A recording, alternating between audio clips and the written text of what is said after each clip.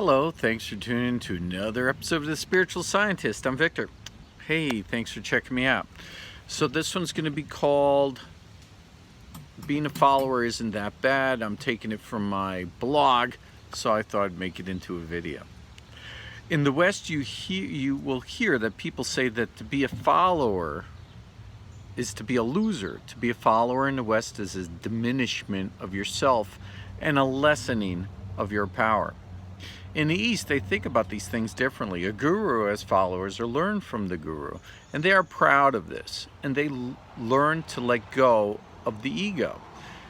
They have had thousands of years more practice in learning meditation spirituality than we have here in the West.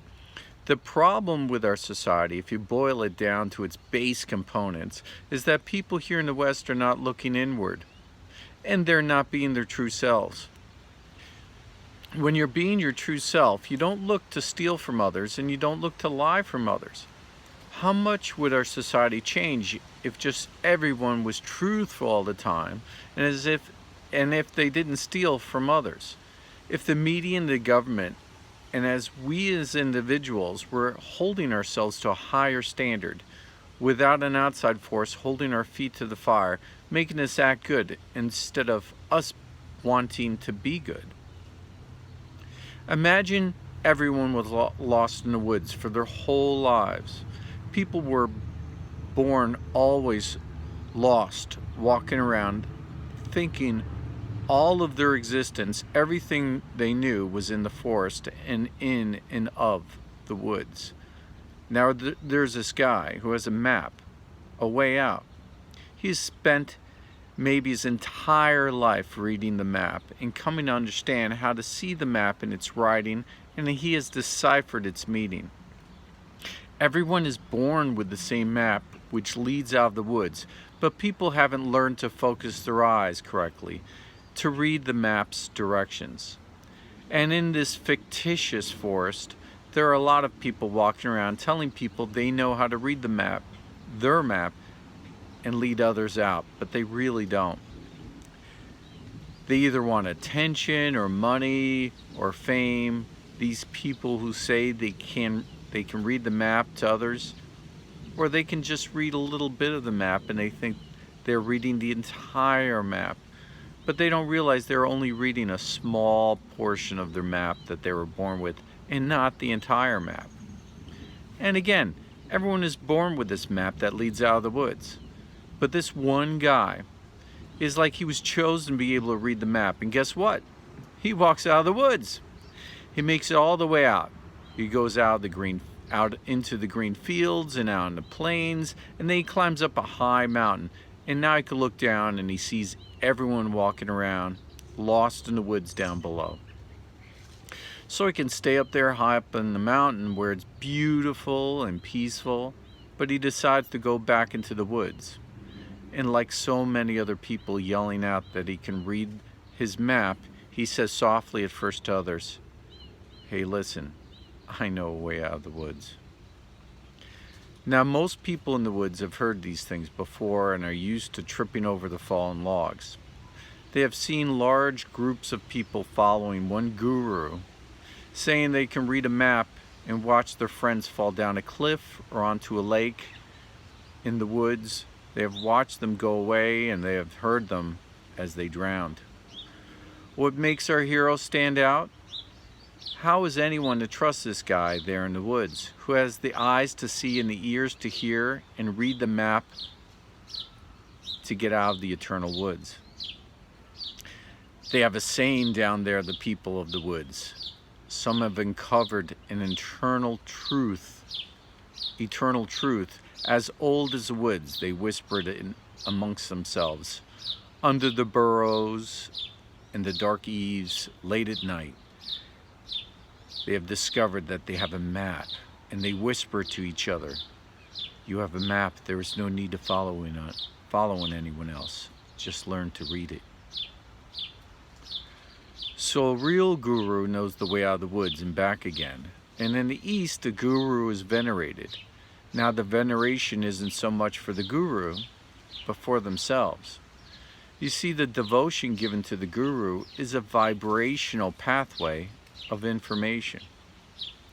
What is love but an avenue of knowledge? The more you love something, the more you understand something. There used to be a comedy show on television called The Big Bang Theory. Sheldon, one of the main characters, loved trains. He knew a lot of things, but anything about trains, he was a total expert about. He would just love to talk about all types of trains all day. If you love something or someone, you learn all about them or that thing. You learn the way they think and how they became the way they are, so you can be more like them in yourself. Everyone has a guru. Maybe we don't acknowledge it to ourselves, but we all do.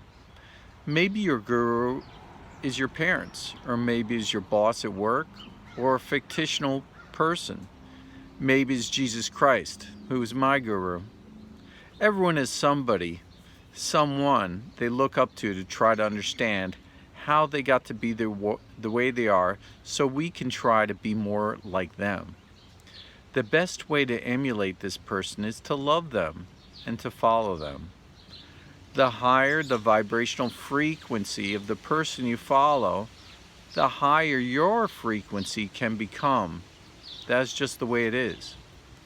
People at a certain time, like a moon that circles a planet around a star, you leave its orbit to become a planet yourself. A real teacher looks for moons that can become planets, not just for moons. The solar system is full of moons, but planets are good to have because maybe more people can live on them. Moons help change the tides of the planets, oceans, but planets are where you can have a home. The more you see your guru's spiritual aspects, the more you can have them yourself within you. How did I know I could heal others? I came to an understanding that Jesus did it. He healed others. Without Jesus Christ's example, I would not even have tried to heal anyone ever. I give all the credit to Jesus because I would not have thought to try to heal others. So when you listen to the guru who you choose to follow, you will not really try to listen. You will now really try to listen when they teach because you know it's important for yourself and for your salvation. You'll really try to understand. And the more you feel love for them, the more knowledge you will unfold within yourself. You can pick me, or you could choose another guru or two, or go back and forth. Maybe it'll be your priest at your local church who does it for you. There is no one forcing you to follow my teaching or my stories or watch my videos. I'm trying to teach enlightenment, which is because everyone is on a different level and understands differently from their own viewpoint, isn't easy. But in the end, there really is only one truth and one way of being. I've been considering asking my followers for $30 a month to be donated through VictorHamsa.com so I could do more healing and teaching. I've already asked some of my loyal followers, and the ones who seem really like they will listen to my teaching and who are seeking awakening. If everyone sent in at least $30 a month to the site, and enough people follow my teaching, I feel like I could do more spiritual teaching and healing full time. I could write more and do more retreats and spiritual workshops. Everyone who would be sending in a $30 donation would receive my blessings and the distance healing, which would then help to raise their vibration as well. And I would know that these people are looking to have a higher vibrational frequency themselves. I really hate to mention money. I like to do things for free. That's the best way, but it's not the way of the world that I find myself living in right now.